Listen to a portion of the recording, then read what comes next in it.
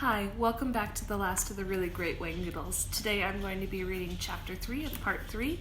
And in our reading last time, the children met an oink, and the boys rode a gazook, and got up a gum tree, and blew some huge bubbles, and went sailing back down to Earth.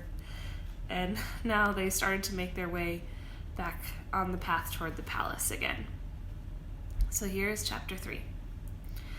They were glad to be on the move once more. Ben said, "Professor, I meant to tell you something. When I was up in the air, I had quite a good view of the palace." The professor was intrigued. "What did you see?" "There's a long bridge over a deep chasm." "Ha! That's good to know. Did you see a path going up the mountain?" "Yes, it's the same pink trail that we're on now." Tom sniffed the air. "I smell something good." Lindy's nose twitched. "It's like honeysuckle." A wonderful smile appeared on the professor's face. "It is honeysuckle. It's coming on the breeze. I've heard that the Whangdoodles palace has the perfume of honeysuckle around it all the time. We are getting close." They were almost to the base of the Whangdoodles mountain. Through a natural rock arch, the pink road wound its way up towards the summit. They could see the gleaming turrets of the palace above the clouds. "Not long now, Professor," said Ben encouragingly. He had no sooner spoken than they were echoed by chords of soft voices from the surrounding hills. "Not long now, not long now, not long now." The professor said distractedly, "Fiddlesticks! What is that? What's going on?" "What's going on? What's going on? What's going on?" said the voices, and they grew a little louder. The children moved close to the professor. They could see nothing that could account for the voices, and there was no clue as to where they were coming from. The echoes chased themselves around and around. The professor rubbed his head irritably. "This is too much. I mean, a fight is a fight, but the proc has gone too far." He raised his voice. "Come on out. Come on, whoever you are. Let's see you."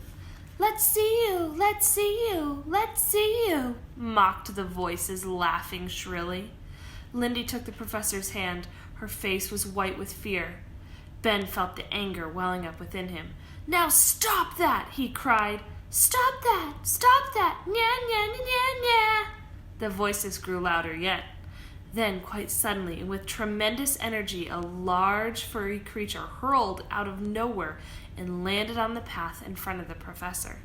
The creature was bright, bilious green, with shaggy fur and ape-like features. It had a hideous grin and displayed a snarling array of sharp-pointed teeth. It was screaming and dancing up and down, hurling abuse at the professor and the children. "Get out of here! Get out! Nya, nya, nya, nya, nya! Miserable people! Miserable!" The Whifflebird panicked and screamed her traditional "Mayday!" as a horde of identical creatures swarmed over the hilltops towards them. They were shrieking and skulking and leaping and lurking and saying the most horrible things. "Horrid people, go away! Don't come back another day! Ugly busybody, striking your nose in where it doesn't belong! Beastly humans, leave this place! We can't stand your silly face!" The last remark was directed at the professor. He spoke calmly over the noise of the jeering mob of creatures. "Children, try not to be frightened. Stand perfectly still and do not answer back." "What are those awful things?" Ben gasped as one green monster poked his arm with a sharp finger. "Awful things! Awful! Awful! Awful!"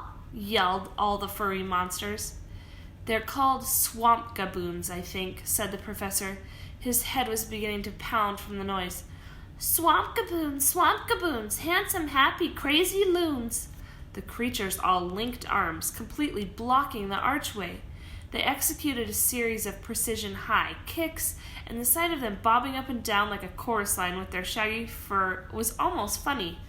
But the abuse was hard to take. One gaboon stepped forward and pushed its face close to Tom. "Bah, silly boy!" it said, sticking out its tongue and waving its arms. Tom couldn't help himself. He stuck out his own tongue and yelled back, "Bah, to you too!" The swamp gaboon was excited. "Ooh, isn't he rude?" he screamed. He danced away to join his laughing companions. Thomas, that is not the way to behave, the professor spoke sternly. I warned you not to answer back. It only encourages them. The gaboons bunched together and chanted in hideous harmony. We don't care, sleek of fur and green of hair, tough of tooth and sharp of nail, legs that kick and arms that flail. Even if you scream and fuss, we've got no feelings, can't hurt us. They began hurling twigs and small stones at the professor and the children. Lindy said through clenched teeth, I hate them. I absolutely, positively hate these bullies. They're gross. Gross, gross, gross, gross, gross, gross, gross. Oh, isn't she cute? The creatures simpered and sneered. The wiffle bird flew to Tom's shoulders. She, too, was disturbed by the shrieking mob, and she screamed, Mind your manners! In an angry voice. The swamp gaboons rolled to the ground in delight. Mind your manners. Listen to Mommy. Listen to Mommy. Lindy could contain herself no longer. She took a step forward. You know what I think? She shouted. I think you're all very, very rude. You have no right to speak to people like that. One gaboon blew her a loud raspberry. Another stood on its head and wiggled its ears. Lindy, that's enough, said the professor sharply. But Lindy had been pushed too far. If my mommy were here right now, do you know what she'd say to do to you? She'd say to you? What would she say? What would your mommy say? A gaboon raced up to her and sat down with crossed legs, a hand under its chin. Lindy scolded, She'd say it's perfectly all right to think bad things. To think bad things, to think bad things, echoed the gaboon. But you don't have the right to say them. It's not polite. Mummy wouldn't like you at all, and I wish she were here now. Lindy's thumb went into her mouth, and she began to cry. The gaboon pulled a sad face. Oh, the little girl is upset. See what you've done, fellers. You've made her cry. Aw. All the gaboons pretended to be sad. They mocked Lily, and each put a thumb in its mouth. One raced right up to her and screamed nastily, Serves you right! Then it jumped in the air and ran away. Ben was furious now, too. Until now, he had been able to control himself, but seeing how cruelly the gaboons were teasing Lindy made him lose all reason. The professor caught him just as he was about to throw himself at the creature. Ben, control yourself. Lindy, stop that crying. Now listen to me, all of you. The swamp gaboons, all feigning interest, crowded around. But as soon as the professor began to speak, they made such a hard noise. It was hard for the children to understand what he was saying. The wiffle bird said, Mind your manners, and that's what we're going to do. The more you respond to these miserable creatures, the professor ducked as one of them tried to pull his hair, the more ammunition you give them. Unless we ignore them, we'll never get through. You'll never get through, you'll never get through, you ding-dong, sloppy, no-good human, ha ha ha ha ha. The gaboons shrieked and formed a line across the archway again. The madder you get, continued the professor, the more they love it. We love it, roared the whole furry mob. So we are going to ignore them. I believe that if we do this and concentrate on the important issue, which is why we're here and whom we've come to find, said the professor, speaking the words with great emphasis, then I do not think that they can stop us. Come on now, stare the creatures down if you have to, but do not respond to them. The children and the professor began to walk slowly towards the arch. The swamp gaboons went berserk.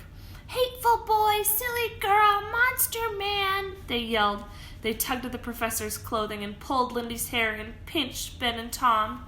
The professor raised his voice again. I do believe it's going to be fine, whether at the top of the mountain, don't you think? Ben took the cue. I think you're right, sir. Lindy, can't you see the palace up there? Don't you wonder what it's going to be like? Oh, yes, I do, Lindy replied bravely. She was still close to tears, but she put an arm around Ben and said fiercely, Ask me something else, quick.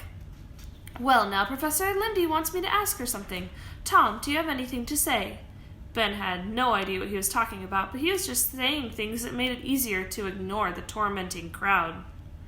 They reached the arch, and the gaboons were in a frenzy.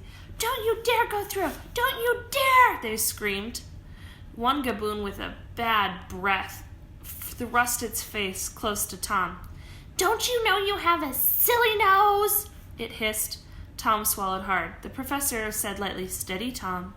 "You have cauliflower ears, too," mocked the gaboon, "and crossed eyes and yellow teeth." "Thank you so much," Tom managed to say politely, and to his surprise he felt rather good. The professor tapped a large swamp gaboon on the shoulder with his umbrella. "Excuse me, my good fellow, we'd like to get through if you don't mind. Now, Ben, you were saying—" He walked past the creature slowly and calmly. It bellowed with anger. "Don't touch me, you measly wart!"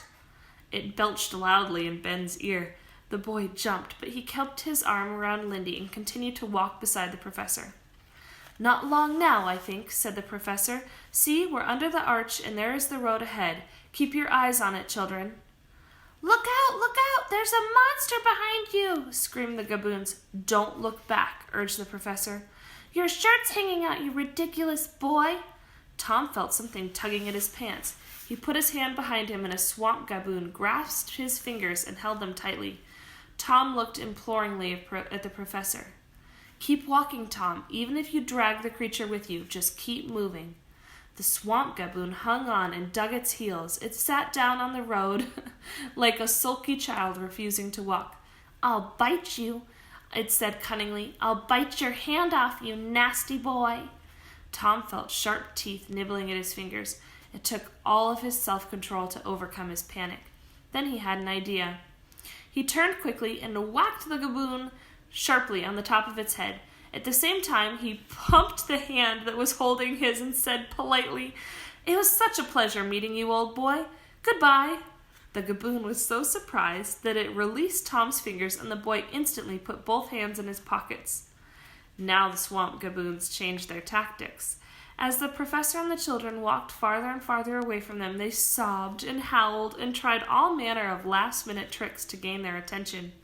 Come back, I was only joking. Take me with you, please. Ouch, I've hurt myself badly. Help, I broke my finger. I've broken my back. I'll eat worms if you don't turn around. I'll hold my breath until I explode. You'll be sorry when the Whangdoodle hears of this." Their voices began to fade. The professor smiled in weary triumph. He looked at the children. "Well done, my friends. Listen to how truly silly they are. I think they will not bother us again. We shall walk a few more yards until we are round the next corner, and then we will relax, for if we don't, I think I shall collapse. I don't remember ever being so exhausted." That's the end of chapter 3. Whew, what terribly annoying creatures those were. I hope that that's the last that the children and the professor see of them. Next time we'll read chapter 4, and they're getting very close to the palace. See you later.